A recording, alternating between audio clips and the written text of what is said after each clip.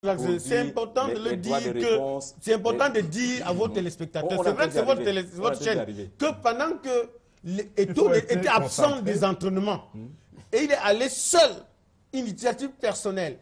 Il n'a même pas, à pareilles occasions, se fait accompagner par ses coéquipiers, les vice-capitaines ou le coach. Il a parlé et le soir, il a promis qu'ils allaient refaire. Il a promis à tous les Camerounais de venir au stade samedi parce qu'ils allaient refaire le coup contre l'Allemagne. Mais à 2 h du matin, il était aux urgences, des problèmes gastriques parce qu'il a mangé des cacahuètes. Mais ce n'est pas sérieux. Merci de donner ce point-là. On était en train d'arriver justement. Il y a les lettres qui sont adressées au peuple camerounais. En même temps, à travers ses avocats, Samuel Eto'o a le temps aussi de répondre, de faire les droits de réponse dans la presse, de confirmer les plaintes au tribunal dans une affaire d'une jeune fille. Est-ce que tout cela, dans la tête d'un capitaine qui a cette grosse responsabilité, on pouvait s'attendre à un miracle? D'abord, il faut raconter les faits pour que vos téléspectateurs aient l'exactitude des faits. Les faits sont sacrés. J'ai la faiblesse de penser que je suis journaliste. À l'origine, il y a une dame qui s'appelle Coas, Nathalie Séraphine, et donc qui plaît à M. Eto'o. Les deux convolent et vivent un parfait amour pendant 7 ans. 7 ans qui s'avéreront être 7 années de brimades, de frustration et de pratiques sorcières. Il faut dire les choses brutalement aux Camerounais. Mais c'est les faits selon cette jeune dame.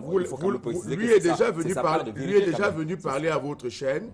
La Tribune de l'Est, qui prévoit une édition spéciale sur cette affaire, a déjà les photos que vous avez sur votre table, qu'on ne peut même pas montrer à vos téléspectateurs. Des photos nues de cette dame qui, d'après nos sources, ne viennent pas très loin de l'entourage de M. Eto'o. Parlons du contexte. Je viens donc de ce fait. Oui, j'en viens. Je voulais planter le décor pour dire qu'un capitaine ne doit pas être dispersé. Vous allez voir pourquoi j'en parle. Et donc, M. Eto'o pense que cette jeune fille a une relation avec un ministre haut placé à la présidence de la République. Il demande à cette jeune fille, il y a les textes écrits, d'aller avoir des relations avec ce haut cadre de l'administration du Cameroun et de faire filmer cela. Parce qu'il veut montrer à son ami le président de la République qu'est-ce que ces ministres font avec lui et ses copines. Cette jeune fille refuse. Parce qu'elle estime que c'est ce monsieur qui a favorisé qu'elle soit recrutée à la Camer. Il faut expliquer aux Camerounais quels sont les gens qui portent le fanion de la République du Cameroun, le fanion des lions. C'est très important, Jean-Jacques, d'en parler. Et il y a le clash. L'autre clash, c'est que cette jeune fille dit à ce monsieur, je veux faire un bébé, j'ai 28 ans. Le capitaine lui dit, je n'ai pas besoin de bébé. Elle lui dit, épouse-moi. Ça fait 7 ans que nous vivons ensemble. Vous allez voir, je viens. C'est très important parce qu'il s'agit de frères. Jean-Jacques, c'est très important. Jean-Jacques, c'est des faits qui intéressent vos téléspectateurs. Parce que voilà l'environnement exact dans lequel vit le capitaine.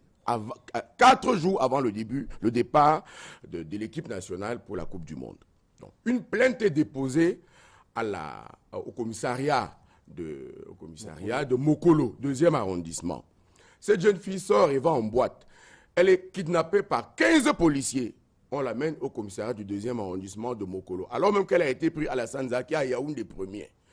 Il nous a été rapporté qu'il s'est agi d'une affaire de 7 millions. Qui les a pris au commissariat, l'histoire dira. Maintenant, une autre plainte est déposée au tribunal à Yaoundé, où tous les magistrats disent à cette jeune fille, si Eto'o a demandé de faire les photos de nu avec ce monsieur, ce ministre, fais-les, parce que sinon tu vas aller en prison. Ici, Eto'o n'a que des amis. Je refuse de dire des obligés. Voilà quelle idée on a mis à la tête d'un monsieur, qu'il peut faire et défaire les hommes. Tiens, c'est justement ce qu'il a dit à cette dame. Et donc, revenons sur les lions indomptables et sur la pratique. Il ne mange plus avec les lions indomptables. Il ne dort plus avec eux. Il ne monte pas dans le quart des lions indomptables. Un capitaine, c'est quelqu'un qui s'occupe de la cohésion, de l'unité. Il a un garde du corps qui est un lieutenant de l'armée du Cameroun. Et vous pensez qu'un tel monsieur peut être quel genre de capitaine? J'ai toujours dit, quand on met entre les mains inexpertes d'un monsieur qui a voulu même être né dans... Est-ce que vous êtes d'accord avec Roger Kieck-Dekeki qui pense quand même que le problème viendrait... Je voulais aller au fond de la pensée. D'en haut. Je pense que le problème vient peut-être d'en haut, mais qu'il ne faut pas tricher. En Côte d'Ivoire, il ne manque pas de problèmes au sein de la Fédération ivoirienne de football.